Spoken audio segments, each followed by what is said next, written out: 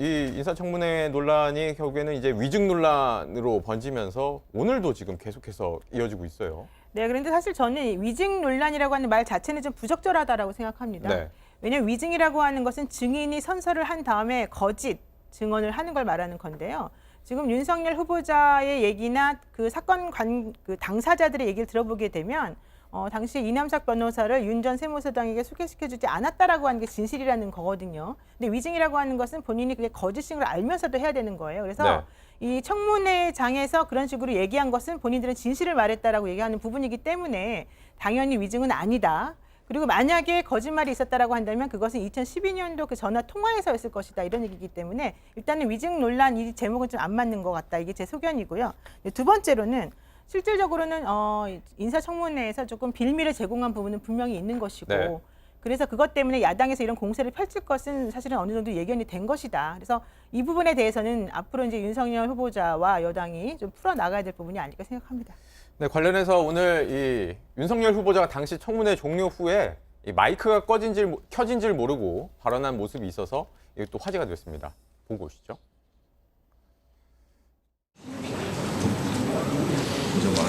제가 윤호진 대진이를 좀 보호하려고 저렇게 말했을 수 있는데 저 사실은 이남석이가 대진이 얘기 듣고 했다는 거거든요.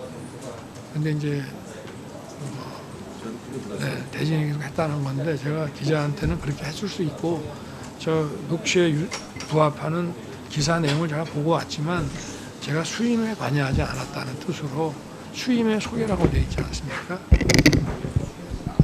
네, 이 마이크가 켜진 상태인지 모르고 윤 후보자가 이제 자초지정을 설명을 하다가 이제 뒤늦게 관계자가 와서 마이크를 끄는 장면을 좀 보셨는데 이 얘기를 좀 정리하면 결국에는 7년 전에 자신이 언론 인터뷰를 했던 건 후배인 아끼는 후배 검사를 좀 보호하려다가 내가 좀 거짓으로 얘기한 측면이 있었다 이런 취지로 들립니다. 네, 그렇습니다. 근데 사실 그 말에 대해서 사람들이 또 이제 그 이상하다고 얘기하는 부분은 그 변호사법 36조에 보면 친족의 경우에는 변호사를 소개할 수 있도록 되어 있는데 윤대진 국장은 그 윤 전 세무사장의 동생이기 때문에 당연히 변호사 선임해 줄 수 있는 거고 그런데 왜 그걸 보호해야 된다라는 식으로 말을 했느냐 그 부분도 이상하다라는 말을 하고 있습니다. 네.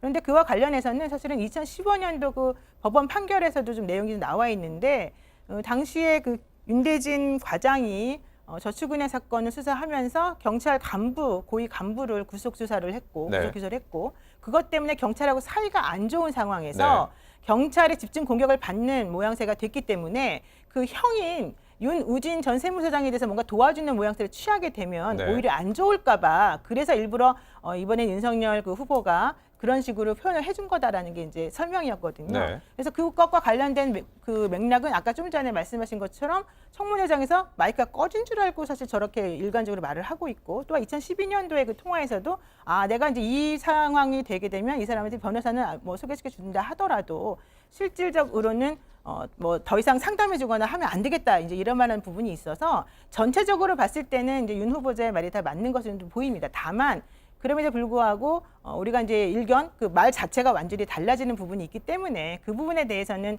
이렇게 아주 깔끔하다 이렇게 보기는 좀 어려운 부분이 있는 거죠. 네, 김남국 의원. 또 네. 오늘 불거진 논란 중에 또 눈에 띄었던 것은 이 관건이 이제 법 위반이냐 아니냐를 따졌을 때 이남석 변호사가 그때 당시에 선임이 됐느냐 안 됐느냐 이걸 또 따지고 있었는데 이 오늘 보도들을 보면 당시에 선임이 됐다는 정황들이 있다는 얘기들이 있었어요. 네, 근데 법적으로 엄밀하게 따진다라고 한다면 선임이 됐다라고 평가하기는 좀 어렵다라는 생각이 듭니다. 네. 이 보도된 뉴스를 보게 되면 선임됐다라고 주장을 하면서 그 근거로 선임계가 작성되었고 그 다음에 형사 판결문이 아니라 행정소송 그 취소 판결문과 관련되어서 이 판결문의 형사 변호인으로 활동한 게 나온다라는 이 두 가지 근거인데요. 그러나 저희 변호사들이 이 형사 변호를 하기 위해서는 선임계를 작성한 것만으로 그치는 것이 아니라 작성한 선임계를 수사기관이나 법원에 제출을 해야 됩니다. 그런데 이 선임계를 이남석 변호사가 경찰에다가 이렇게 제출하는 것이 아니라 이 국세청에다 제출을 했다라고 하는 것이고요. 그게 또 형사 변호를 위해서 하는 것이 아니라 이 국세청과 송달을 하기 위한 어떤 그런 편의를 위해서 했다라고 이야기를 하고 있고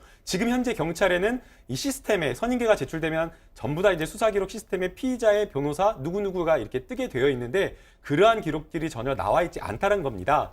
그러면은 이 선임계가 작성만 되었지 실제로 이렇게 형사 변호 활동한 것이 없기 때문에 과연 이런 거를 가지고 선임되었다라고 평가할 수 있느냐라는 부분이고요. 뭐 판결문, 행정소송과 관련된 국세청의 징계 처분을 다투는 소송이었는데 거기에 대해서 이제 판결문에 형사 변호인으로 활동한 것처럼 나온다라고 되어 있는데 그것은 국세청에 제출된 형사 선임 신고서가 제출되었기 때문에 형식적으로 제출된 그 선임 신고서만을 보고 이 법원에서 판단을 한 것이고 실제 형사 변호를 했는지 여부는 확인된 사실이 없기 때문에 이것만 가지고 선임됐다라고 평가하기에는 어렵다라는 생각이 듭니다. 네.